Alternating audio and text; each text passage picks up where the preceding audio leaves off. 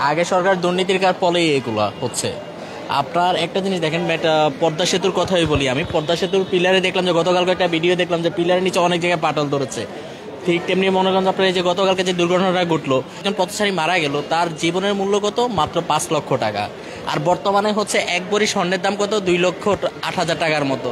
তাহলে কি ভাই, মাত্র আড়াই ভরি স্বর্ণের বিনিময়ে কি একটা জীবনের মূল্য নাকি? দায়টা আমি বলবো অবশ্যই গত সরকারের। কারণ হচ্ছে তারা যদি মনে করেন যে সবকিছু তদারকি করে যদি ঠিকঠাকভাবে কাজ করতো, তাহলে আমার মনে হয় না যে এরকম একটা দুর্ঘটনা ঘটতে পারতো। আমি আসলে মনে করি মেনটেনেন্স ঠিক মতো হচ্ছে না, যেটা আসলে সত্যি কথা। আমি যা জেনেছি যতটুকু, যে 16 মাস ধরে নাকি কোনোভাবেই মেনটেনেন্সটা মেনটেন করা হচ্ছে না। এটা আসলে করা জরুরি। যাতায়াত বলতে আজকে সকালে অফিস আওয়ারে একটু অবস্থা বেশি খারাপ ছিল। মানুষ সব তো এখানে আগারগাঁও এসে নেমে যেতে হয়েছে। তো নিচে বাসও তো এত বেশি ছিল না, খুবই ভিড়, বাজে অবস্থা ছিল।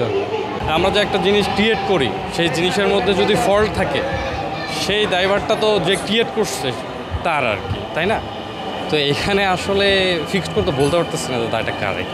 হ্যাঁ, অনেক হ্যাসেল হয়েছে। আমিও আসলাম, অনেক দূর থেকে আসলাম, শাহবাগ থেকে আসলাম, অনেক প্রবলেম ক্রিয়েট করে প্রায় 2 ঘন্টা 2.5 ঘন্টার মতো জ্যামে বসেছিলাম। এটা একটা মানুষের জন্য খুবই হ্যাসেল আর কি।